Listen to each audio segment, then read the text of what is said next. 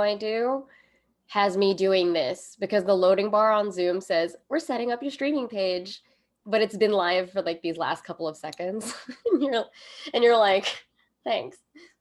It's so funny. It says it's live on my screen. Great, wonderful. So I'm going to tweet that. Wonderful. And then I'm going to make sure I monitor the chat on my screen because sometimes when I share my screen, I cannot see the chat. Can't see the chat. Yeah, exactly. Okay. I think we are almost ready to go. All right. I've got the chat and we've got a show. Okay. Gonna start. All right, welcome back to Attack the Pantry. I am Jenn de la Vega. This stream is a deep dive into ingredients, cooking techniques, and recipes to help you cook for yourself and your friends and your family during quarantine and the rest of your adult life. And maybe as we all get vaccinated for other people. Very exciting. Last time on the show, we talked to Alexander Jones about cheese. You can watch that and all the past clips here on my channel if you click on videos. The entire archive is located at youtube.com/JENNDLV. Make sure to subscribe there to catch up. Great news, I'm a Twitch affiliate. You can connect your Amazon Prime account if you have one and gift a free subscription to your favorite creators every month. That means with every subscription, all the creators that you like on Twitch will get a little bit of pocket money for doing the streams. So if you have one, click the purple button that says gift a sub and you'll get a little crown next to your name in the chat. There are tons of great links below. One way to help us out is to share this stream and tell people that you're watching so that they can all tune in and learn more with us. So friends, welcome. Hi, Martin. Martin's here. Yay. Say hello in the chat if you're in the room. We like to say hello to you and also hear about what you're snacking on if you have a snack. But today I have a guest. Hello, guest. Who are you and what you doing? Hi, my name's Sam Pagán. I am a chef and I primarily focus on food education and talking about the systems that we all live and work around with how we find and access the food that we find on our plates. That is a wonderful way to put it, because I think we had a lot of initial questions of what is a food system? Yeah. We're going to get into that later, but first, how do you and I know each other? Well, I actually don't know the number of years. I think we have hit a decade.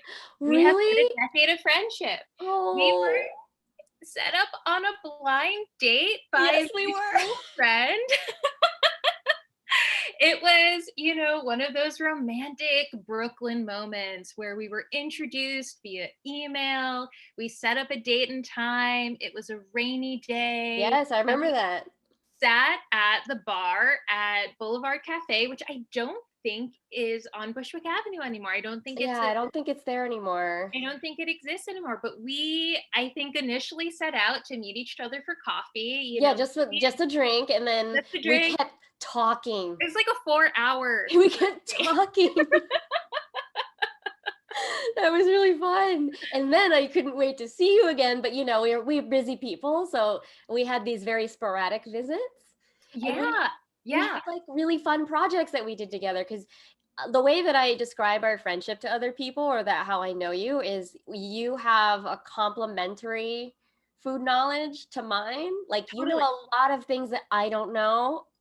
It was always like skill sharing, our hangouts. They were, and I feel like at the beginning, especially, we really traded off on you teaching me more about meat and cooking meat, because that was something foreign to me, because I went to a plant-based cooking school. That's right. I had been a vegetarian for almost 10 years, and I was just coming out of that and, figuring out how to safely cook meats, how to cook them well with flavor. Mm-hmm. And then with you, it was about breaking out of, gluten flours and looking at different types of flours, different baking approaches when you're not using dairy or you're not using gluten. And we had a lot of fun there. It was just a lot of playtime in the kitchen. I think when I was first starting the whole Randwiches concept of delivering random sandwiches, I think knowing you was super helpful at that time, because I wasn't used to dietary restrictions, or like didn't know how to address some Yeah. swaps and substitutions. And so your non-dairy or like non-lactose dairy restriction really taught me about like other milks or Mhm. and other ways to like feel full when you're not, using just straight up meat and bread. Yeah, yeah.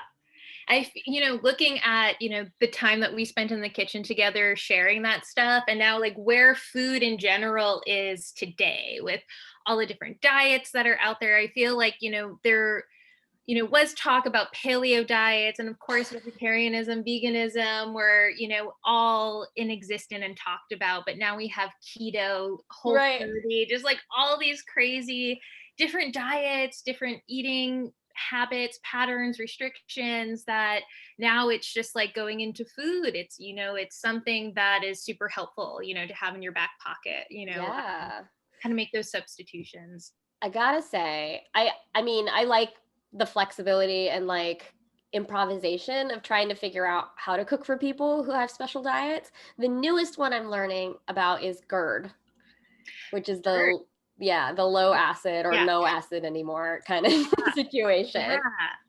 Yeah. Yeah. It's tricky. FODMAP diets can also be tricky, especially if FODMAP has no logic. it's foods that can easily ferment in the stomach. Yeah. And so when you look at a list of FODMAP foods, it's just like, what is happening? There's no comment, at least to a person who's just looking at the list. You don't know chemically what that all means. You're just like, these foods aren't connected. It's not just all vegetables or all fruits or like all dairy. It's like It's some grains, it's some. some vegetables, it's some fruits. Right. I think actually like most fruits are out of a FODMAP diet. There are some that can be tolerated, but yeah, it's like what do I do? I feel like whenever you approach a diet or restrictions that you're not used to, this still happens to me. It's just like, so what are we going to eat together? Right. But there's always something. There's always either, coming across a new grain or something that can be introduced into that diet, and then you get to have fun with it. Martin says he has a coworker who can't have any sugar at That's all. tough. It's Even from really tough. fruits. Yeah, even the natural sugar in fruits, my goodness, I don't think.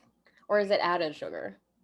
Even from fruit. Oh my gosh, that's so That's really scary. tough. Not even so. I feel like with sugars, we're so used to like, oh, people who can't have sugars, it's usually because of diabetes, or you have either type 1, which is an autoimmune disease, or you have type 2, which essentially comes later on in life, or when your body essentially just like kind of craps out with producing insulin properly because it Yeah. worked. But sugar is a hell of a drug. I know. It is a drug though. It is a It can drug. do a lot. And even where fruits are concerned, like we were talking with FODMAP, it can ferment in someone's stomach, or it can just Mhm. cause a fogginess or glazing, and just, makes you not feel so good. And Yeah, everyone's body is different, which is totally.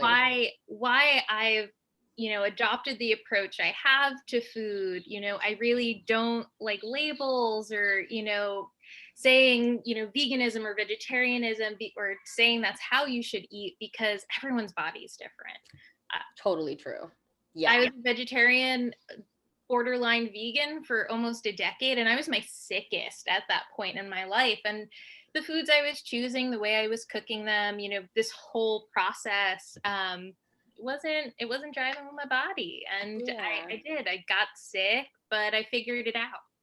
Good. I mean, that's great. I think during the pandemic, I've sort of shifted to more of a vegetable forward diet.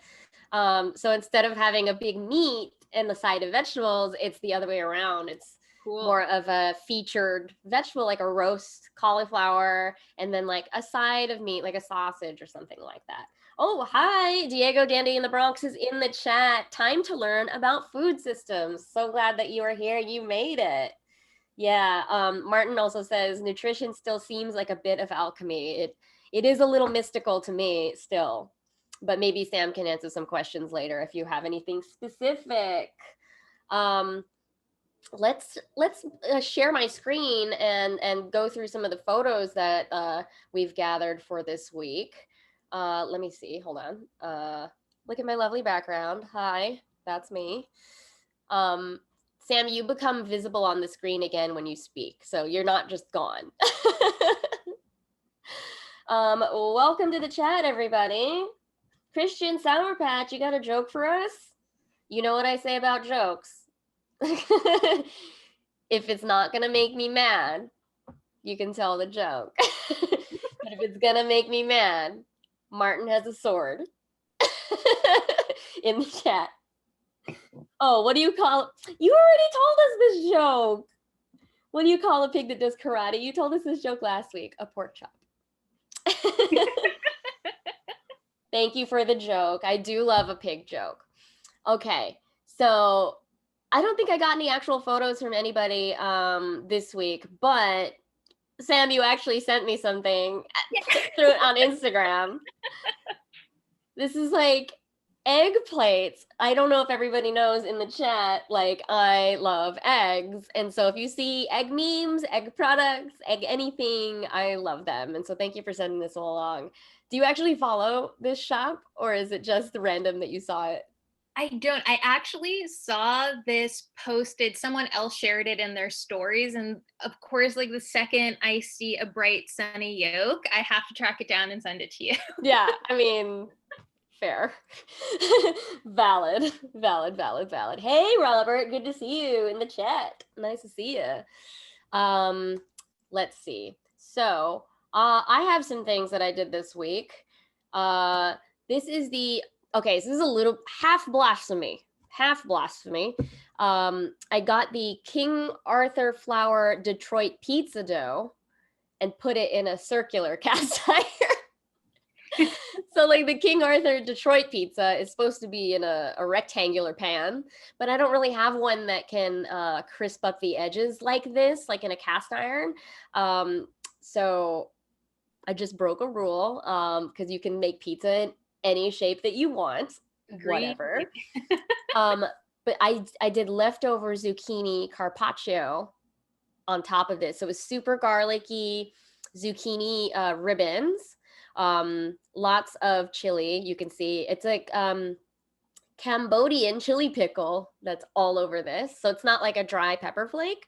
And then I had 3 birthday cheeses. I can't really remember all of them. I think it was Jasper Hill Calderwood, Pleasant Ridge Reserve, and I think the last one was called Appalachian.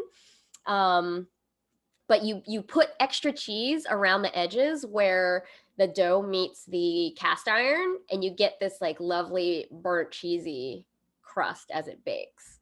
And so I had a good time with this pizza. It was gone very quickly. It looks like a good time. Yeah, real good time.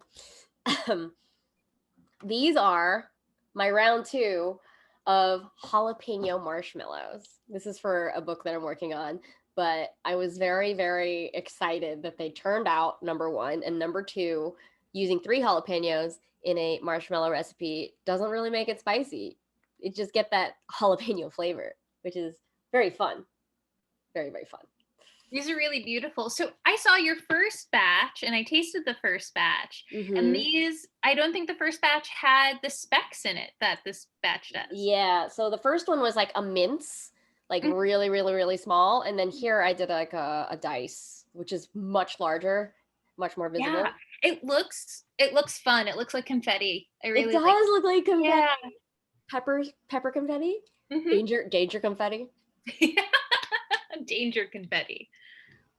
Oh, sorry. Oh boy. Okay. Moving on. What else do I got here? I cut my finger on this. I joked that it's the Keyblade from Kingdom Hearts. I was making corned beef for a recipe, and I don't know if you've ever had to open a can of corned beef, but it has this key on the bottom, and you have to unravel the bottom half of the can. It's like a rectangular can, and then you're left with this danger spiral that's very sharp. So be careful, everybody, It does look cursed. I know.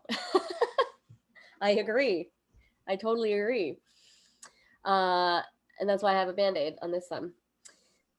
You know, as careful as I am as a chef, it still happens. Oh, Sam, did you freeze? Oh no, you're here. Oh, nope, I'm here. Okay. This is from the archive. So I was making tons and tons of grilled cheeses through my life. And this one is focaccia with mozzarella and cheese called Landaf, which is an English style cheddar-ish. It's a semi-soft, but not technically a cheddar. And then Hong Vite. Do you remember what Hong Vite is? No, what is that? It's like a variety of radish green. So they're little spicy like a babies. micro? It's a micro, yeah. Micro green. But it's in the radish family. It's very pretty. And yeah, this was like a grilled cheese that I made a long time ago. And I keep revisiting the grilled cheeses because maybe someone might start doing random sandwiches again. Maybe. I miss the melty cheeses. I do. I know. Hey, you know, there are goat melty cheeses now. Yeah, we actually just got one from one of our local farms. They made a really, like, one of the best local goat cheddars I've had, just in its pliability. Sometimes they're aged a little too long, or they're older cheeses and they get more crumbly. Really flaky. Yeah. This one, I think because of its freshness, almost had like a low moisture mozzarella vibe to it. And it melted really well. And we both were excited because, you know, Zephyr, my partner, he can no longer partake in the cow cheeses as well. What? Both of you? Yeah, it's new for him. And so he's kind of at that point where I was years ago, where it's just like, no. Goodbye, grilled cheese. Goodbye. Goodbye. But he's in good hands, right? You know, so right, you know. Cheese, and I think, you know, it's a bit of an incentive to get to the market as soon as we can Sunday mornings to make sure that that's in our fridge. Yeah. Oh, yes, Martin. Grilled cheese, important to have varying levels of meltiness. Yeah, it's sort of like graduate level grilled cheese because when when you start, you're like American singles and butter and the white bread, and then you go to college, and then you're like, ooh, nicer cheddar, different bread. Aged and then different cheeses. Yeah, and then cheeses. Yeah, graduate level is like adding a jam, 2 kinds of cheese. Baking your own bread, you know. You are gonna be so proud of me. What is this? You're gonna be so proud of me. I have been fermenting my own ginger beer. Yay! And it's so stupid easy, everybody. Like, it's literally ginger, water, and sugar for a long time, 2 weeks, you know, but you make a ginger bug, which is the starter culture. It's just like when you're doing sourdough, you do a starter thingy, and then you use that starter to add to a gallon of distilled water, and then you stir that twice a day, and then taste it, see if it's sweet enough for you. I made this extra dry, so very cool. Not a lot of sugar, and I really love it. I really love. I have like a gallon of ginger ale now, a ginger beer, excuse me. And now you can start experimenting with fruit purees and putting them in, and then continue feeding it sugar and strain it and have fun with it. You just reminded me, I have a blackberry coulis that I could just stir in and strain, because you're supposed to do it on the second fermentation, not the first. Yeah. Because it'll eat it all up, and you won't really have the. And sometimes they can explode when there's too much. Yeah, I learned that the maximum amount of sugar that you should be adding on that second fermentation is a tablespoon per day, because it might. Yeah, did I tell you what happened this summer? No, what happened? So I was developing a recipe for this organization called Lab X. They do programs with the National Academy of Sciences. They're kind of like an operational arm of them. They do fun science stuff. And I was designing drinks for them, and I was doing a ginger beer and wanted the process to go a little faster. So I started playing around with adding just like a touch of yeast to Oh, it. actual And yeast, yeah. well, I wasn't paying attention to the bottle I put this in, and just temperature, time, and sugar were all not on my side. And I popped up on the couch one night because it sounded like a gun went off in Oh our my gosh. and I ran to the kitchen. I was like, Zephyr, are you okay? And he was like, I'm fine. What was that? And I have a closet that has a brick wall. So the temperature is really good for fermenting things in there and keeping them out of direct light, which is really important for that process. And ginger chunks and liquid were just oozing from out of the closet. No.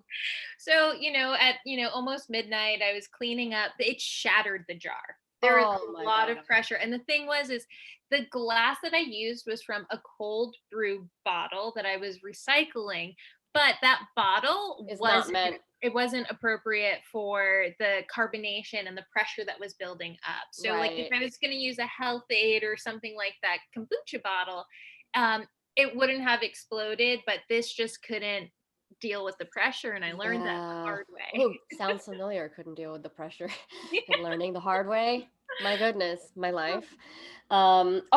We have this thing. We have channel points on my channel, and for as long as you all hang out in the chat, you start accumulating points, and you can redeem those points to make us do stuff. And so right now, Martin has redeemed hydrate. So Sam, do you have any water near you? Always. All right. Well, I'm going to drink my ginger beer. Thanks for looking out for us and our well-being. Yeah, thanks, Martin. There's also, just so you know, there is also a few other interruption-like actions they can enact in the chat. I will let them do it when they do it, but just so you know, if that happens. How spicy is the ginger beer? I didn't really make this spicy, but as you're going, you can keep adjusting it and tasting it, to make it as spicy as you want. You can add like a teaspoon per day when you're doing the initial ginger bug. And then that's kind of the last chance where you can keep adding the ginger. And then the sugar you can adjust throughout the second fermentation, which is very exciting. I wonder how much of this ginger beer I can get through in a day or in a week. Because I have a second one going, because my ginger bug was 2 cups and you only need 1 cup per gallon. So, woo! This was a funny meme. Okay, so there was a tweet that says, there are exactly 2 genres of author photo. I'm filled with joy and wonder as if a bird, brightly plumed, has just alighted on my shoulder. Or, I'm gonna fucking kill you. So I shared my author photo and had an Instagram poll of which one am I? Am I Snow White or an axe murderer? A pyro axe murderer. And it came out like 50-50. No one is really polarized like what I look like. Do I look like I'm gonna kill you, or do I look like I'm Snow White? I kind of think Danger Snow White is what I look like. Danger Snow White vibes from it. I think I saw that Instagram post and I was like, this is a hard choice. I know. Oh, Robert says sandwiches with a side of rando beer. I would love that. Rando beer. Oh, that's a great idea. Oh, I would just have to keep up with the production of it. Because what if I don't sell any? And then I just have to drink it all. Yeah, I like it. It's so delicious. It's a very casual drink. But sound off in the chat if you think I look more like a Snow White looking at a bird, or if I look like I'm gonna kill you with my tongs. You can see my cute little green thermometer tucked into my apron too. I miss that thing. I think I lost it. And then another throwback, not anything to do with food. This came up in my memories today. I was in a band called the Short Sleeves, and this was just a really cute like tour photo somebody took at Fontana's. Do you remember that venue? Lower East Side. Just barely. That one's been gone for a while, hasn't it? Yeah, it's across the street from Vanessa's Dumplings, Okay. the original. Mm-hmm. But boy, do I look relaxed in this photo. The opposite of how I am generally. But it was very, very lovely. But if you want to check out the music, the band is on Bandcamp. It's the shortsleeves.bandcamp.com. You can listen to a lot of it for free and on Spotify. But if you'd like to support the band, we are not mad at you if you would like to. So if anybody in the chat would like to be featured next week in this segment, please do tag me on Instagram and Twitter or DM me your photos. I would love to cheer you on and see what you are cooking. No, those are LT. Those are not tattoos. That is, that's a projection. It's just images projected on me, but I only have one and it's on my arm here. Yes. But please do send me your photos, my friends. Sam, you sent me some photos. Yeah. Is there any particular one you want to start with? Oh, I'll let you pick. Okay, we're just going to go down the line then. Cool. So you sent over a cream of mushroom. Yeah. With cream of mushroom? Cream. Am I doing that right? Yeah, okay. And this was like one of those exciting things because I remember cream of mushroom kind of being, one of my mom's go-tos, making it with chicken and rice for a quick weeknight meal. And honestly, like hadn't even thought of it for years. And then Thanksgiving, of course, I'm making mushroom gravy. Oh, yeah. I always have, and this has become like a Thanksgiving tradition, but something that I'm trying to make more of a habit with using my food scraps as I'm cooking. But making a perpetual broth where I was just adding all of my scraps in as I was cooking over the course of 2 days.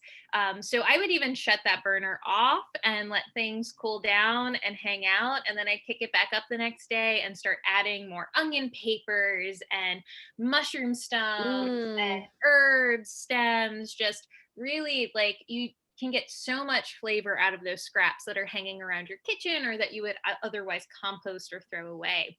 Yeah. So I had that going and I was kind of feeling a little off on Thanksgiving. No. And I really wanted soup. And all I had finished at that moment was my mushroom gravy and my stock going on the stove. So I just added a couple extra ladles into my soup bowl with some of the gravy in there, stirred it up, and I was really, really impressed. It like was one of those nostalgia kicks that all of a sudden it tasted so much like the cream of mushroom my mom would make, just like maybe like a little less sodium because she used the canned stuff to kind of blend into it. But I was just like, oh my goodness, I had missed this so much. And the cream that was in it was, what do you use? Oat milk that I made from scratch. So out of all of the dairy-free milks you can make, oat milk is probably one of the most economical. You're really just using half a cup of rolled oats and water. A little bit of salt. Sometimes I'll use a little bit of sunflower lecithin, which helps with binding. Not that much. There's not a lot of fat in oats, but it does help keep things homogenized. Oh, that texture you get. Yeah. Yes. So it doesn't separate too much when it's hanging out in the fridge. But yeah, that was the cream. Oat milk is really cool too, because when you put it on the stove and you start to warm it, it activates the starches that are left in the liquid. So it starts to thicken on its own, which is really cool. And I'll talk more about that in one of the other pictures that we have to go. Wow. Yeah. You just you're getting some comments here from Martin. Never thought to make my own oat milk. Oh my gosh. And when you look at so Oatly is anywhere from like $5 to $6 for very expensive gallon. Mm-hmm. When you start doing that math and being able to make it at home on your own, you can make a little less at a time as you see fit for how much you're using it. So it's fresher, it's more affordable. I mean, to make a half gallon with the ingredients you can have in your pantry, you're paying a fraction of the cost that you would at the store. Yeah. I love that idea of the perpetual broth. And it's not just Thanksgiving. I mean, if I have a really heavy production day of testing, or if I'm on a catering job, I do a slow cooker. Oh, that's a good And I idea. just have it on all day on low, and just throwing our scraps in, because sometimes we'll have whole like oregano stems, or like Yeah. ham hocks, or like bones from things like, so we As always have a someone perpetual broth. as someone who has a very, very tiny stove, the idea of using the slow cooker to free up that very tough real estate up there is genius. I'm gonna have to use that. Oh my gosh. Oh my gosh. Um, teach me how to make oat milk. James, I'm not going to read that comment out loud, but I do appreciate it, and it is funny. I acknowledge that. I'm not going to say that. But oat milk is pretty easy. Can you break down just very quickly the essential steps of it? And it's very Googleable, right? Like, this is not hidden knowledge. Not hidden knowledge. You can Google it. Also, at the end, when I share my Instagram, I do have that recipe up on my page, so I can, Oh, make a great. story post of it a little later. Yeah, we'll So happily reshare that. for half a cup of oats, you're going to need 6 cups of water. You're going to put the oats and the water into a blender. You're going to blend it on high for 25 seconds. The time's important. If you let it go any longer and it starts to get heated, you're going to start to develop a mucilage, and it's not going to be the mouthfeel that you're looking for. Once you're done blending, you're going to pour it through a strainer, maybe with some cheesecloth. That's going to help get all the fiber bits out, so you're not left with any heavy material. You're going to squeeze all the liquid out of there, and then what's left in the cup that you are hopefully catching all of that liquid in will be your oat milk. Yay! Well, thank you for breaking it down for us. We'll make sure to share your post about it so that people can reference it later. Yeah. Hey, Bear Claw Rar, what's up? Nice to see you.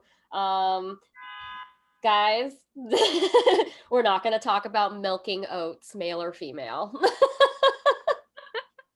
We're going to keep sharing Sam's photos and talking about food systems. Right, let's talk about this infused aquafaba. So I know this word Uh-huh. from the canned bean liquid. Yeah. So it's very popular to use garbanzo bean liquid in the can, but I've learned that you can still use other kinds of beans aquafaba as well. It's just they're not going to be as eggy or as thick as what the garbanzo beans are giving you. But what is an infusion? Like, what are you doing here with this? So what's going on in this jar is I have the liquid from cooking garbanzo beans. So I had made a batch of garbanzos. I soaked them from dried, cooked them on the stove. And when you're cooking them on the stove, this is the liquid that's left behind. And what's being left in that liquid when you're cooking any kind of bean is proteins are leaching out from the bean into the water. Right. And that is the magic behind aquafaba. Aqua meaning water, faba meaning bean. Yes. So bean water is what is giving us almost an egg-like texture. And you see this in a lot of vegan or plant-based baking now, where aquafaba is used either to replace the texture you get from egg whites, whether you're making a substitute egg with flax and aquafaba, or you're looking to make a meringue type structure by whipping this in a mixer with a little bit of cream of tartar that helps stabilize your proteins and sugar. So in this jar, we have about a cup of sugar dissolved in 2 cups of aquafaba. And then what I have infusing into it are dried chamomile flowers. And so that chamomile flavor, so those little kind of like puffs that you see around the tea ball, that's the protein from the beans. And then the tea ball has the flowers inside. So it's basically like steeping a tea. And I left it like that for about 12 hours because I was going to be adding in vegan butter that was cultured, and that cultured flavor was going to be competing with the flavor in the chamomile. So you always kind of want to amp up that flavor so it really stands out. And what I made with this was a Swiss buttercream for a birthday cake. You went from this to a Swiss buttercream for a Yeah, cake? yeah, which we laughed about because I also made a caramel with tahini and maple syrup. Ay, So ay. essentially I had like a hummus vibe happening on a dessert level. And I'm very not into dessert hummus, but this was a totally deconstructed way of looking at that. Sure. Yeah. I mean, in its essential parts. Yeah. Yeah. But wow, I guess I've never thought about infusing the aquafaba itself.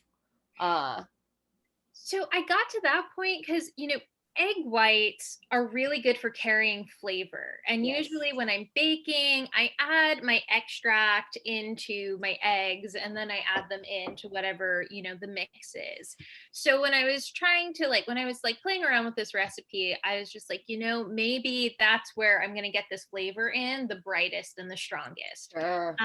So I was really happy with the way it came out.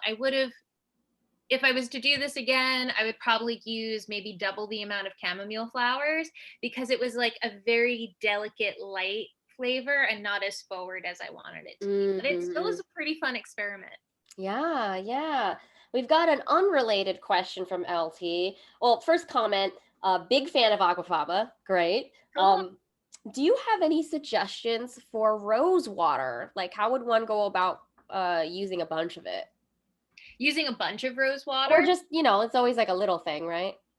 Yeah, I mean, I was making for a while rose and pistachio scones. So I was making the scones had chopped pistachios in them and some dried rosebud petals that would break up into it. And then I would make a royal icing with the rose water that would go on the top of the scones. So that's a way I really like to use rose water. You can also use it in baked goods to add a rose flavor to it. The water evaporates and you're left with those essential oils from the flower that give you flavor.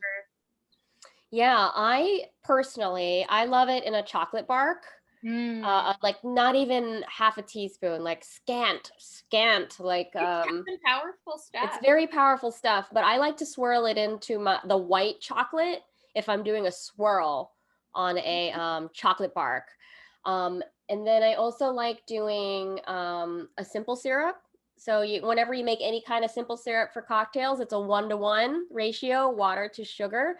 1 cup water, 1 cup sugar. You bring that to a quick boil, stir all the sugar in, and then turn off the heat. It's done. And then once it's cooled, you can add your rose water to flavor it. Or even if you got rose petals that are safe and pesticide free. Yeah. Well, thank you, Sam, for answering that question.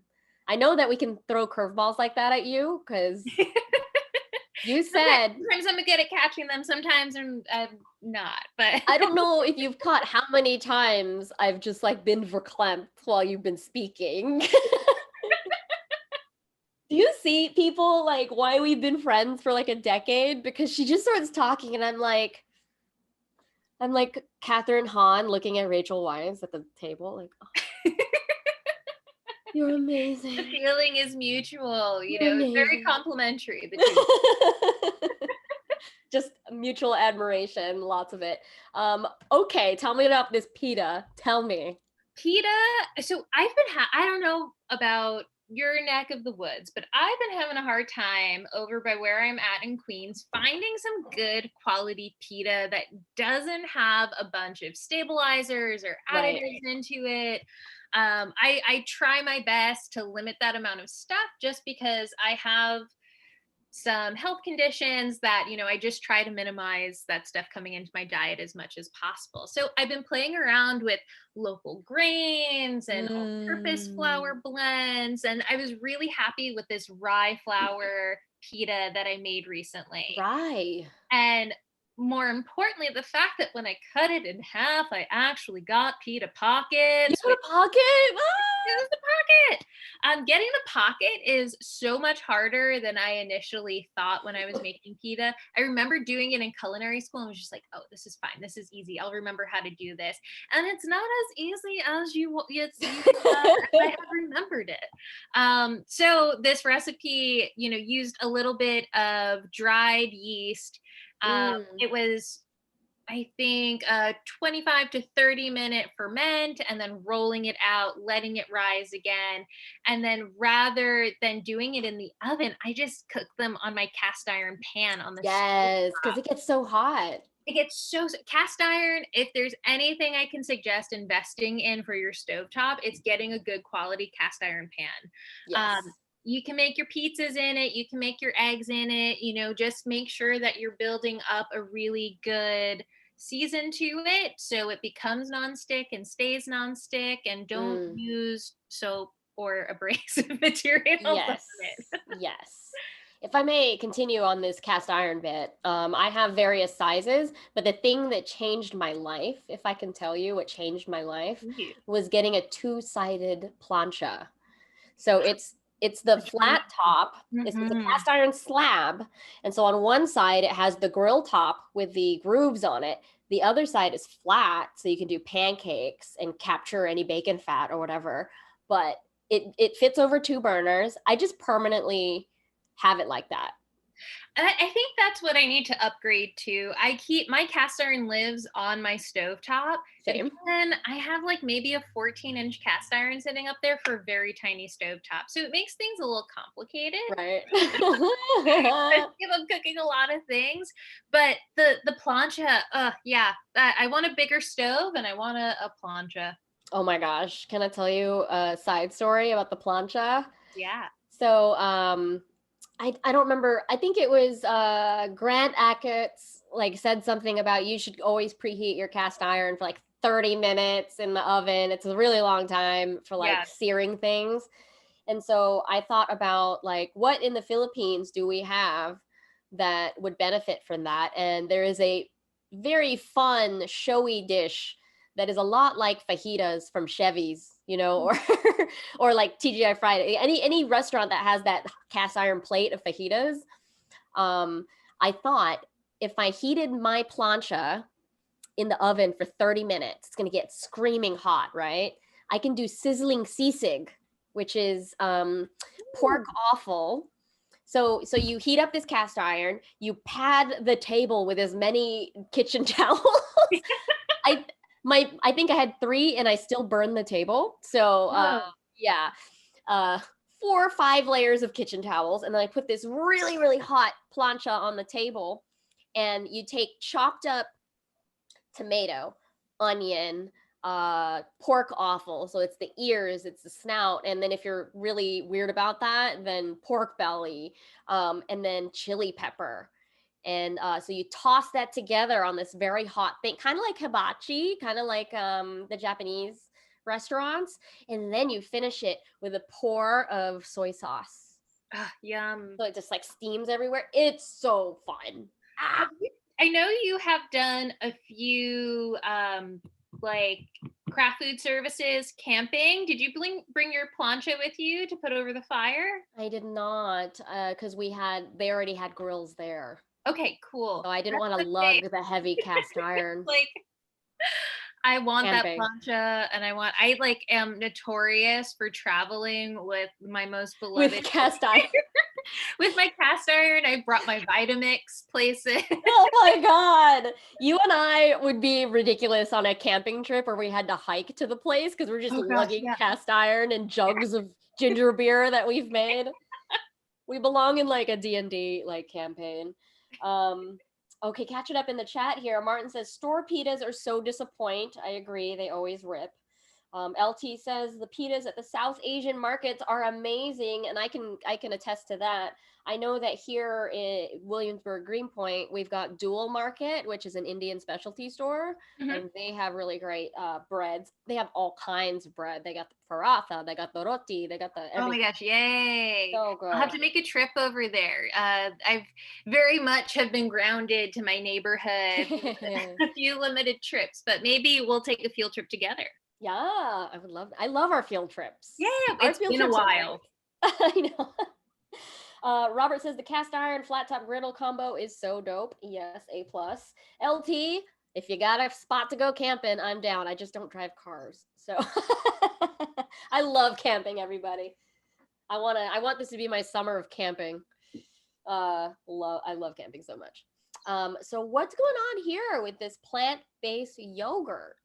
Okay, so back to our conversation about oat milk and how it thickens on the stove when you're heating it.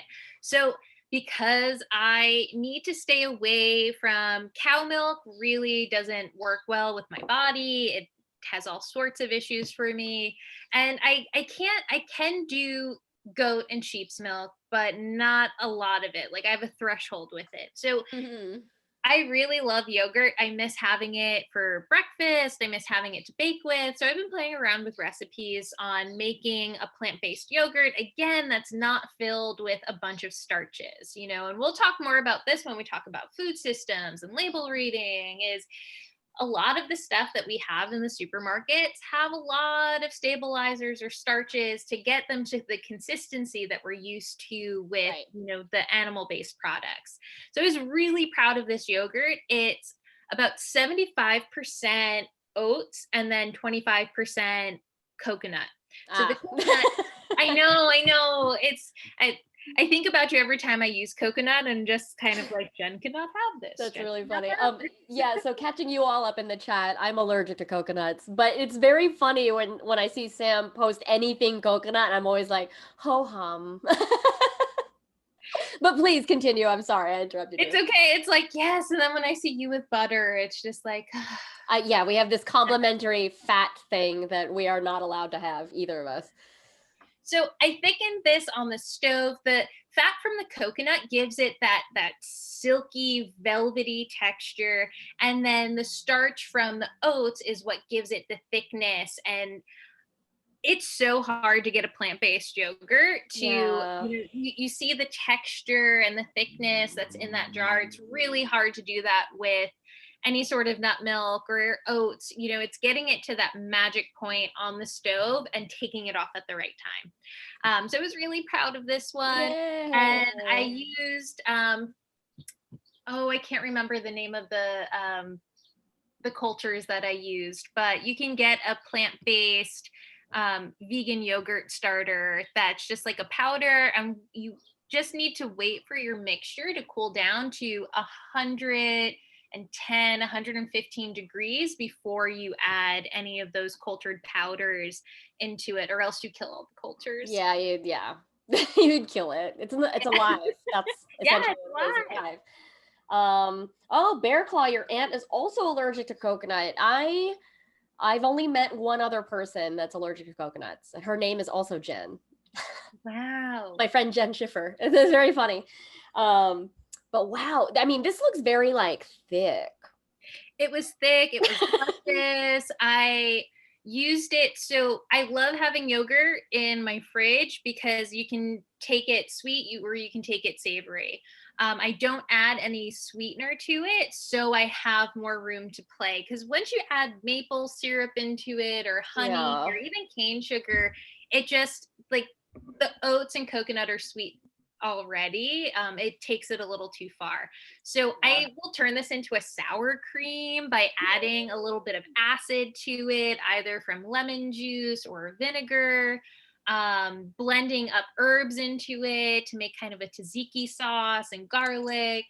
Yeah, it's a lot of fun to have around. You're such magic. Like, my brain doesn't work the way it works. Like, my brain does not work like yours. I'm like, you can do that. I mean, like people say that to me all the time. So yeah, people say that to me, like, you can do that, but then I'm doing it to you, like, you can do that. Oh. I love it. This is why we're friends. I love it. And then finally, your babies. This looks okay. Let me just say, number one, this looks like it's from modernist cuisine. I was really proud of that. Yeah, this photo looks like a freaking masterpiece from, like, molecular gastronomy. But please tell us the story of these tomatoes. So as most of us, all of us have been home for the most part this past year, my partner wanted to, get his hands into growing his own food. And we are in a third floor walk up. So we don't have outdoor space. So the next logical thing was to buy a tent and put it up in his office. And he purchased a 3 foot by 3 foot by 6 foot tent and started playing around with different hydroponic systems. We had bubbles, we had fog, and we finally landed on using a drip system to feed the plants. And we started with tomatoes. They're pretty easy to grow. And with Wow. many trials and errors, we, in the dead of winter this year, had a successful harvest. We grew about like almost 20 pounds of tomatoes. And once In your house. in this like like the pop-up closets you can get from like IKEA or Bed Bath and Beyond, like that's essentially what this hydroponic garden looks like in the Right. corner of his office. And so he was caring for them, figuring out a nutrient solution blend. Essentially it's a few different kinds of salts, and nutrients that just go into regular tap water and go into the filter system. um, Wow. and we got these really beautiful tomatoes. The seeds that Zeph chose were called Rosella Purples, and they were hybrid. So, they're an heirloom seed that was designed to not grow as tall as most tomato plants do. Sure. Really funny though, because these were only supposed to grow to be about 4 feet tall, and he was constantly having to cut them down from hitting the 6 foot ceiling. Oh my So goodness. they loved what, the food mix he was giving to them. And we were hitting this point where, we're not out and about seeing friends as much as we were, and we were getting like a lot of tomatoes. Of course, that's when we started collaborating together and, figuring out what to do with these tomatoes. So I started making tomato confit, which to confit anything is to slowly cook it in fat. So here I have the tomatoes. They were slowly cooked at 350 degrees in the oven in olive oil. Yes. I threw in quite a few cloves of garlic, and essentially once it cooled and after taking it out of the oven, I was able to put the oil and the tomatoes and garlic in a jar, save it, send it to friends. We just finished up our last batch of the tomatoes and all the plants are gone. And I, made a nice sauce with all of this. And it's Yeah. exciting to see something go from seed to plate and being able to share that. We were able to give Jenn a tomato. I got a tomato. It was very like plump and delicious. Yeah, it was my favorite heirloom tomato that I've gotten this year because it's not summer yet. You gave it to me in the winter. Yeah. I think that was the magic behind it too. The wonderment. So many friends who we gave tomatoes to were just like, Wow. What is this? Never thought I would get a fresh tomato like this in the right. And we're in New York in the winter. You still get tomatoes on your bodega sandwiches, and they're the saddest shade of sad. Very mealy. Mealy, watery, flavorless. And I actually, to tell you the truth, I wasn't hating, but I am used to growing outdoors and working on farms around the city. And I was skeptical on the flavor these guys were going to have. And I was really impressed. Yeah, that was great. We have a question from Martin. Did you notice a higher power bill from growing your tomatoes indoors? No, but I would have to double check that with Zephyr. Yeah. I don't think we did. I mean, the power supply for what he was running was pretty low compared to some of the other systems that we've seen. So we also don't use our air conditioner as much. So between the AC and the plants, we really didn't see much of a spike. Oh, interesting. Ooh, yeah. It's a cost-effective hobby. LT says 20 pounds. You know how many tomato and mayo sandwiches I can make with that? So many tomato and mayo sandwiches we did make with that. Our favorite though was toast, doing like a Spanish style tomato toast. My fave. We just toasted sourdough bread, rubbed it with a fresh garlic clove, and then laid slices of the tomatoes across the toast. Sometimes if Mm-hmm. we had basil, we'd garnish with that, but really simple, low fuss, so satisfying. Yes, I love paa tomaquette Mm, or pan con tomate. mwah. Those are all the photos you sent me, so thank you for sending those. Those in the chat. If you'd like to be featured next week, reminder, please do just tag me on Instagram or Twitter, and I will feature your photos here on the stream. But now it's back to our big heads. And now I can see the chat again. But let's move into the subject at hand that Mhm. you expressed, expertise and interest in. We're going to talk about food systems. And so if anyone has any questions about this, please do ask us in the chat. But Sam, I would just love for you to introduce this idea to us. Like, what is a food system? What is a food system? So, all of us, no matter where we live or what our schedules look like, we need to access food. And a food system is sort of you can visualize it as a web, as a cycle, a circle, a pyramid of how we go about accessing food that we eat for our bodies to be able to fuel itself properly. Mm-hmm. And there are a few different ways to look at food systems. We have local food systems where food is being consumed within 250 miles of where it's grown. This involves local farmers, local gardens, local food CSAs. CSAs. Yeah. Really, the like a very tight knit community operated version of a food system where sustainability and the environment are very much taken into consideration. Mm-hmm. Then on the next level, we have a regional food system. Regional food systems are food systems where food is consumed within about 450 to 500 miles of where the food is grown.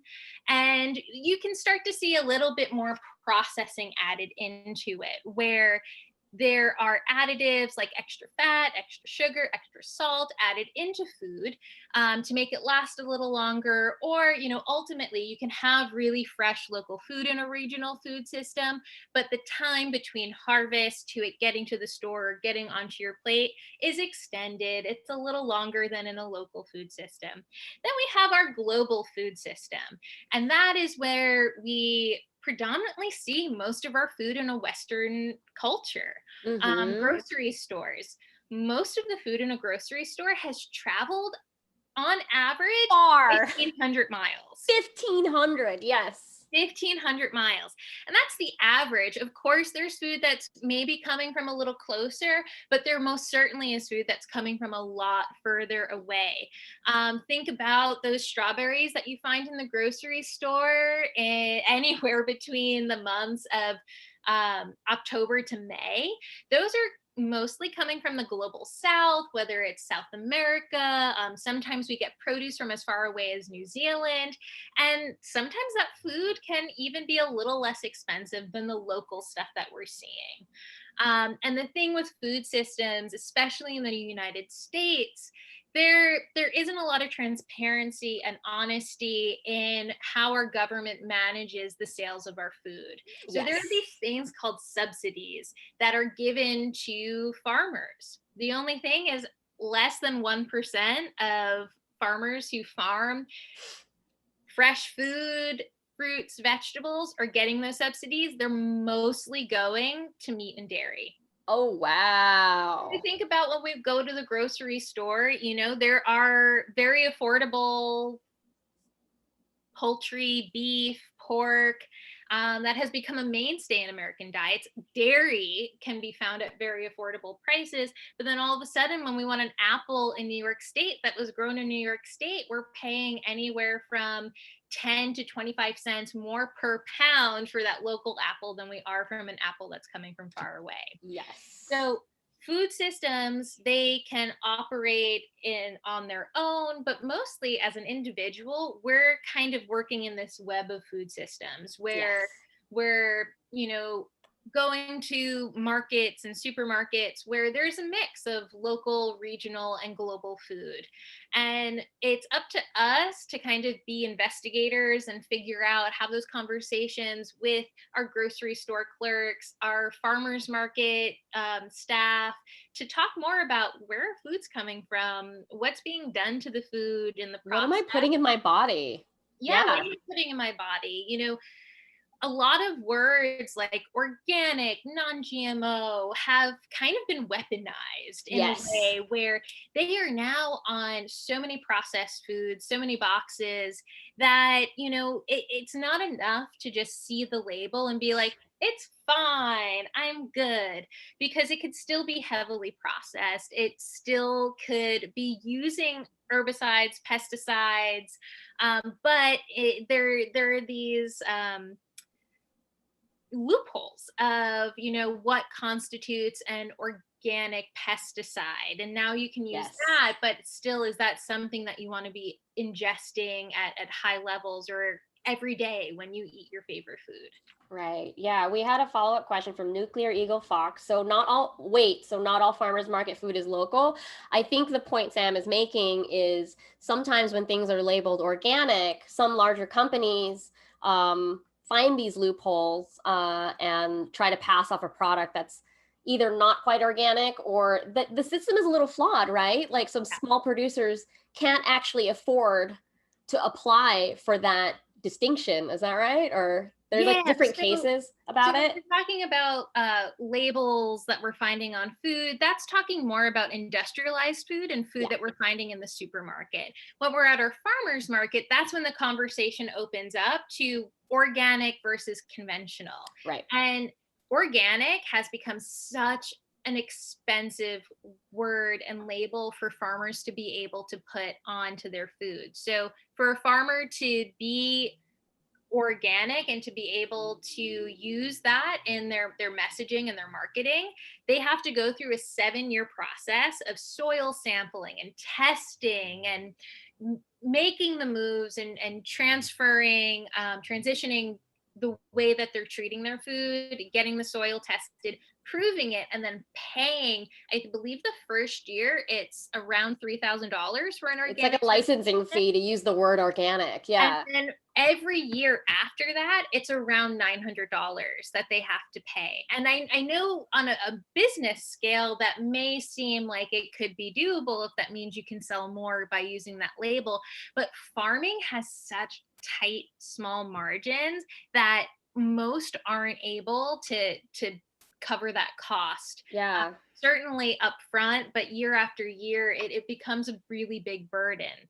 That doesn't mean that's a farm that doesn't have organic labeling, isn't using organic practices. And that's when relationships come into play. Yes. We have to have that conversation about, so you might not have the distinctions, but how much of this are you actually putting into practice? Like, tell me about your growing practice and things like that. Yeah, tell me about your growing practice, your storing practices. If they are using anything on the plants that, you know, maybe has them fall out of the organic category, maybe they can talk to you a little bit more about it, on when it's used in the process and how much is actually ending up on the food that they're harvesting. But it all comes down to the relationships, you know, and learning all of this could be super overwhelming, especially if you haven't heard about this stuff before. And, you know, the best route after, you know, taking in all this new information is coming back and turning inward to yourself and figuring out, like, what's my relationship with food? What do I eat day to day, week to week, month to month? And then start pulling out and asking yourself those questions. You don't have to do it all at once, but you know, where does my meat come from? Where does my dairy come from? Are my vegetables in season? Are my vegetables local? I find that a lot of times when I talk to people who want to go plant-based or vegan, you know, it's going to save the environment. It has a lot of good impact for the environment, but still, if you're eating foods that come predominantly from the global south and you live in the global north, you're still putting some taxing onto the environment, and also your body, because when we have food that comes from so far away, it's not as fresh when it gets to us, and when it's not as fresh, it's not Not as many nutrients. Yeah. Yeah. Oh, we have some questions or comments here in the chat. Guem says organic agriculture also happens to have a lower yield too. Yeah. And a question from LT. Back home, we get our seafood 150 miles in Louisiana and tomatoes and peaches 160 away in Alabama. Is this a food system? And I would say yes. That would be That's a food considered system, and that local, would be right? considered a local food system. Yeah. Yeah, good example. Thank you, LT. Yeah. And you have made me think about this through our friendship of like where things come from, and it's very funny. Like, so as my identity as a chef is engaged with some of these but not all of these inquiries, like you have to decide like how much are you going to ask, and like also how much are you going to forgive also, because some of this is really expensive. If I were to engage with a local only system for everything that I do, my costs would go through the roof. Like I cook so often and for work that it just doesn't make sense as a bottom line and as a business owner for me to just only do that. But I do pick my battles. I care very much about the produce that I eat personally. So I shop at my farmer's market. I do love junk food. I do love junk food, and I love a lot of imports and a lot of products. But another way that I really pay attention to where things are made and how they're made locally is cheese. So I am very engaged, and often you'll see on Instagram that I'm always tagging a cheese company. It's because I have such a strong relationship to them. So like Vermont Creamery is not necessarily local, but it's still like on this regional local level for me. And I feel really good about supporting their business because they're taking care of their goats. They're nice to me. And they're really transparent about what the goats are eating, where they're hanging out. Is there any other kind of environmental thing that we need to worry about with the goats? But I learned that like goats have way less methane produce than cows, Totally. And Yeah, smaller animal. Yeah. They'll eat all your goats yeah. Goats will eat the weeds, they'll mow your lawn, and they'll produce less methane gas that eats holes into our ozone layer. Oh, Shmas is in the chat. Welcome. Glad you can make it. We're talking about food systems. If you all have questions for my friend Sam, we are taking them for the next, 5 to 10 minutes. But yeah, it's been really enlightening to know you and to understand kind of the journey that food goes on. And something we have to pay attention to as chefs is seasonality. And knowing when things are out of season. But then technology advances, and like you've been growing your tomatoes out of season. Vertical farming has made a huge impact on seasonality and availability. So what is your take on just vertical farming in general? So I think that was a really big reason why, I'm supportive of most, if not all of Zephyr's projects, but why this one like really spoke to me, because it's just like, I love tomatoes. So if I can get tomatoes in the winter, like what sort of impact is this having on health, on the systems I operate in, and is it sustainable? Right. So in the space that we have available, would it be sustainable for me to use that for an event or for business or anything? No, but it was sustainable for us as a family unit to be able to produce that for ourselves. I've worked around and have had experience with seeing larger scale vertical farming, and I think it has a lot of benefits. Yes. Mostly because food access is such an issue for different income levels, for different regions that people live in. And what we're coming across is from monocultures. Monocultures is agriculture where you're growing only one type of crop, and that's not good. It's not regenerative for the soil. So you're taking a lot from the soil and you're not putting it back in. So doing that for decades and decades and decades, we're seeing nutrients deplete in our soil, in our food, and we're having a harder time growing the food we need to feed our society. And I think vertical farming is going to help a lot with filling in those gaps that we're starting to see form. Yeah, yeah. I've been paying attention to a lot of the local ones.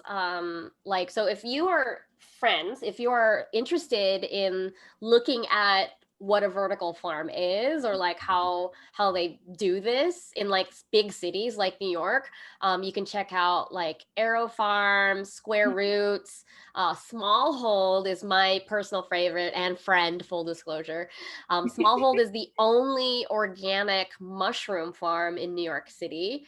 They use shipping containers and then also build these units, much like the ones Zephyr made for your tomatoes, but they're for growing mushrooms, inoculated mycelium.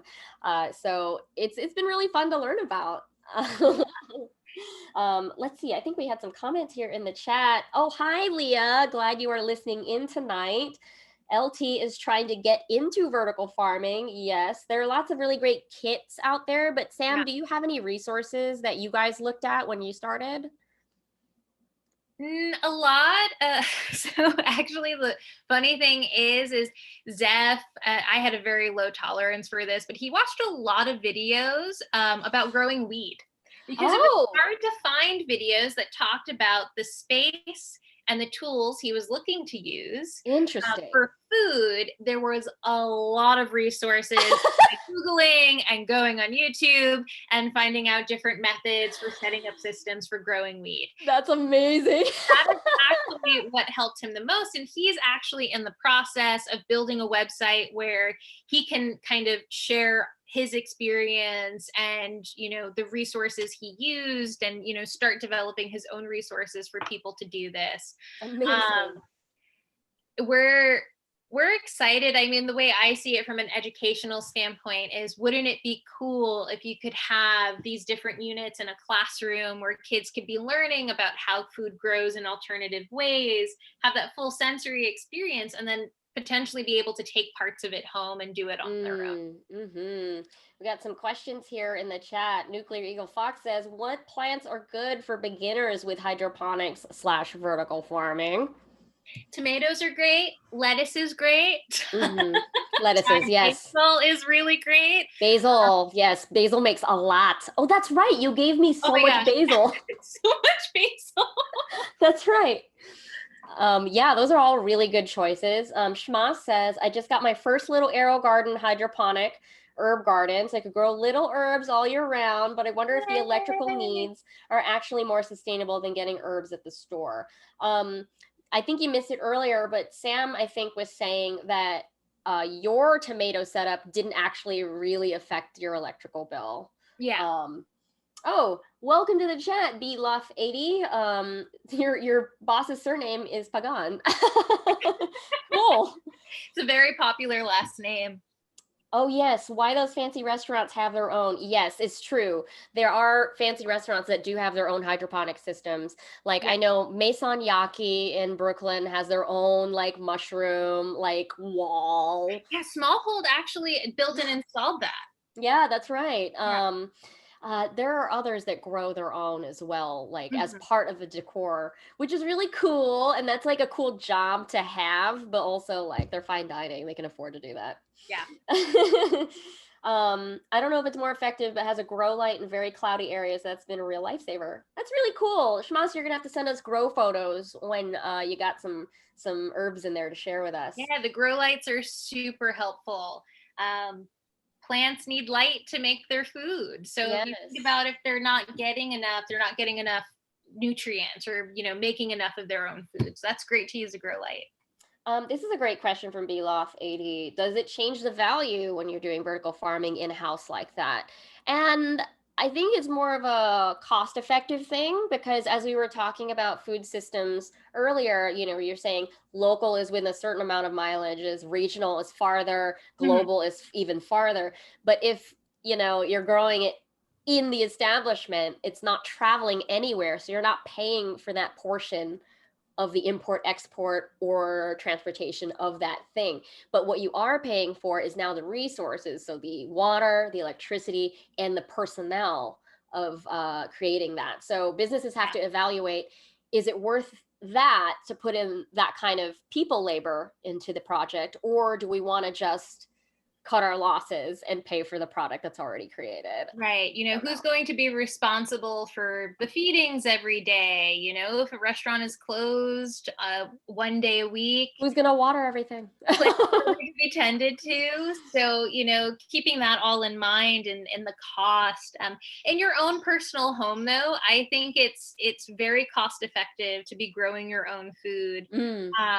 Especially if it's stuff that you really love and it's out of season, or if it is coming from, really far away from where you live. All right. Well, thank you, Sam. That was very informative. You like really packed a lot of information. I can't believe this show is free, everybody. I feel like I should have charged admission to this one because it's just so higher level information that you're really gifting us with. So thank you for answering all of those questions from everybody in the chat. I think it's time to switch gears, my friends. We're gonna switch gears and pretend we're on the show Chopped. Okay, if you don't know this TV show, there's a basket with 4 mystery ingredients in it, and chefs have to use them to make a dish. So in our case, you, the chat, is gonna tell us what's in the basket. Please shout out an ingredient for us to put in there, and the first 4 will be the ones that we use. So go, fast fingers. In the meantime, while I'm waiting for your answers, there are no wrong answers. The purpose of this exercise is to think about how far our ingredients will go and maybe inspire your next meal. So I'll go through each of the ingredients individually with Sam, but feel free to just tell us how you'd combine 2, 3, or all 4 of the ingredients. No pressure otherwise. Imagine that you have a basic pantry and all the tools and time that you need. Just remember to feature things in the basket. So let's go. Oh my gosh, rhubarb. 'Tis the season. Yes, true. Artichoke hearts. Again with the artichoke hearts. Black sesame and unused muffin tops. Are you talking about like a fully baked muffin and then we're just using the tops? Amazing. Cool. So Sam, do you have any experience with rhubarb? Yeah, I when I was teaching younger kids, we would do this experiment with tasting rhubarb raw, and it's so sour and crunchy. And I had a student who took a tiny little nub, rolled it in sugar, and was like, "It's a Sour Patch Kid." Cool. So you usually see rhubarb with something sweet. Very sweet. I would maybe play around with this and make a vinaigrette and toast that muffin top and do the artichoke hearts on top of it. Maybe do like a little baba ganoush spread on top of the muffin top, and then do the artichoke hearts with the rhubarb vinaigrette. Oh my God, already given us a good idea out the gate. Oh my gosh. LT, yes, you do have to show us your bootleg greenhouse when you get back home. Please do send the photo. Yeah. Let's talk about the artichoke hearts. So we did this ingredient last week, but as a refresher, it is the very tender, very, very center of an artichoke. So the artichoke is a very tightly wound vegetable that has a bunch of overlapping leaves. And so you're supposed to steam the whole thing. Then you can tear off those leaves and use your teeth to scrape off that lovely little artichoke part of it. But when you get to the inside and scrape off all the little hairy bits, it's called the choke. But you can roast, you can boil, you can steam the artichoke heart. When you blend them up, they can get really creamy and tender, but you can also deep fry them. You can slice them into salads. They're very versatile. And in the store, they can come in a jar, either soaking in a marinade, oil, or water. Water less frequently found, actually. One of my favorite things to do is do a roasted garlic and artichoke heart puree that I use for sandwiches. Yum. With a little bit of Parmesan cheese. Yas, queens. Do you have any other insight about artichoke hearts, my friend? No, you pretty much covered it. I love that they kind of have this like tender sweetness to them, where, then when you throw them in with something pungent and earthy like garlic, it really stands out. Yeah. No, it's okay, Robert. We're gonna stick with it. We just explained it. It's fine. We don't have to switch out. Black sesame. I actually don't know the difference between black sesame and regular sesame, except for the color. Do you know the That's difference? it. That's it. That's Get the literally it. color difference. I really like black sesame porridge.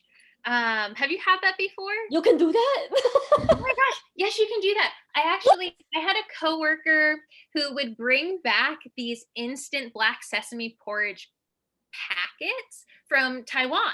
And it was a like regular breakfast that she would have there with her family. And I would just, in that case, it's processed, it's already in a powder, but you can just blitz it in a blender, make a powder with it, add hot water, and stir until it starts to thicken. And Wow. add whatever add-ons that you want to. Wow, you just blew my mind. Wow.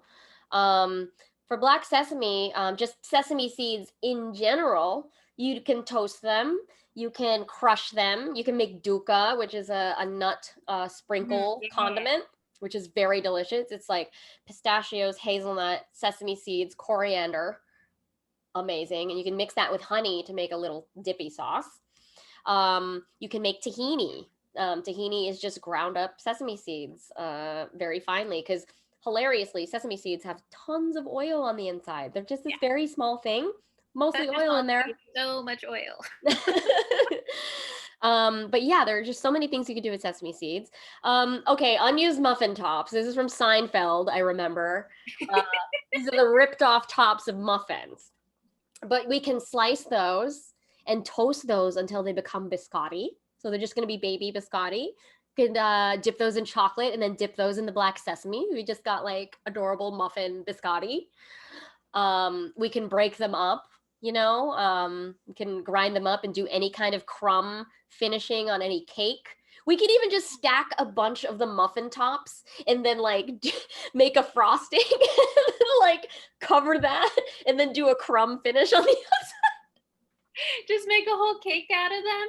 Yeah. What about taking them savory and cutting them into cubes, tossing them with a little bit of olive oil and adding some like Urfa pepper, chili pepper, powdered garlic. Snacky. Oh, I like that. Muffin crouton. And taking them until they're like nice and crunchy and crisp. So they'll be in the oven for a little bit longer just because of the moisture content there. Yeah. Oh, I like that so much. What else? Oh, we could do cake pops. Yeah. Cake pops essentially are just cake that's been crumbled down and mixed with the icing and then recovered on a stick. There's a gluten-free bakery I worked at. We did cake pops and we're like low-key hated making them. But really funny. Like that around the house, it's super fun to do, especially if you have kids. It's a great hands-on activity to do together. Schmass used to eat, Bear Claw Raw and Schmass used to snack on raw rhubarb. It grew in your backyard. Oh my gosh, you have taste buds of steel. I used to eat rhubarb raw with sugar too. My grandma grew it at her farm. That is so cool. Yeah. I am just really, really unfamiliar with rhubarb. I've only had it in finished things. I've never like cooked with it myself. This season will change though. I will do that this year. It's a big, crazy plant. And the one thing about rhubarb is you cannot eat the leaves that grow on it. So you only eat the stem. That's the only safe edible part for a human. The leaves are poisonous because of something called oxalates, which the human body cannot use and cannot process. So it could actually cause buildups in your kidneys and be extremely painful. And if you eat too much of it, you can actually go into renal failure. Okay, thank you for that, because LT literally asked that question and you answered it before I could even ask. Oh, so funny. Oh, so good. That was like exactly what we wanted to know. That was exactly it. Let's see. Leah says you can buy 1 kilogram at an Italian market and then try not to stab everyone in the tram with the pointy bits coming out. Oh, the artichoke coming out of the plastic bag while you try to take them to the hotel. You're so funny. Schmass says, I think the black sesame has the hull on it, like brown rice is white rice with the hull, or it's a little sweeter and nuttier, super good in desserts. Yes, I actually don't know about the hull, but I bet you were right. Gwem has an idea. Rhubarb and muffin top bread and butter pudding. Oh my gosh, I totally, like, was not thinking about bread pudding with those muffin Yeah. tops, but it's so I feel good. like you taught me about bread pudding. I did. I think you did. Was when teaching with younger kids, we did bread pudding a lot, both sweet and savory. My So it was like favorite's the my jam savory. for a while. Okay, nuclear eagle facts coming in hot. Hear me out. Rhubarb and artichoke crumble. Roasted artichoke and rhubarb with a muffin top crumb topping and black tahini drizzle. I need to put some pew pew pew on that one. That was a great idea. That's so Pew good. pew pew.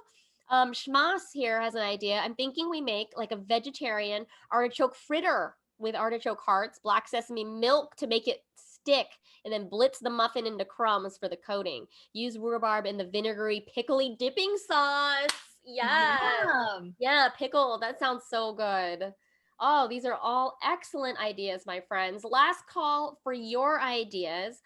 But in the meantime, I would love, Sam, for you to tell people how they can, like, is there anything you'd like to plug today?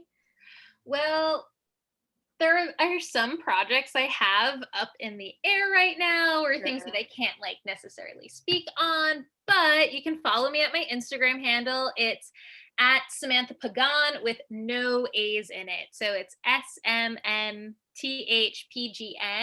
I keep my account private just so like I can like manage things a bit easier, but shoot me a friend request and I'll most likely accept it. Yay. Um, so there I'll be updating all the new stuff that I'm working on in the coming weeks, as well as some classes I'll start teaching. And I have recipes up there. So oat milk is definitely Yeah. there. I have my recipe for a health supportive garlic miso broth and some other fun stuff. Here, I'm going to grab the link for everybody and put it in here. There you go. There you go. Sorry about that. I got the link for you all. Um, let's see. To close up for tonight, I'm just really happy that Sam could join me this week. Thanks for having me. You are just so informative and a light in my life. Oh, Thank you for feeding me and nourishing me both mentally and physically. And for next week, please, friends, if you have stuff that you've been cooking, send me the photo. I want to feature it. We didn't really have anybody to feature this week, so you help me make this show. Next week, send her pictures. yeah, send me pictures. Next week, we're going to take a little bit of a left turn. We're going to change the format of the show because my friend Chris Hernandez, who is a designer, a graphic designer, is going to come in and teach us about some graphic design concepts that maybe we are using every day in our food styling and the way that we take pictures of things. So I'm going to make a big slideshow of all the things I've ever styled, and he's going to dissect it and tell us, like, that's a design concept. What are you doing? Like, this is great. So it's going to be really fun to show and tell a bunch of my commercial work next week and learn from it, because I've never been trained in this way. I just have some kind of intuitive sense of what looks pretty. I don't know. But yeah, next week we're going to be talking about food and design. So bring your questions, bring your curious minds, and please grab a snack because you tend to get pretty hungry during this show. So thank you everybody for watching. Thank you again, Sam, for being here. And we'll see you next week on Attack the Pantry at 5 p.m. Eastern Standard Time, my friends. See you on the Twitters and the Instagrams. Bye.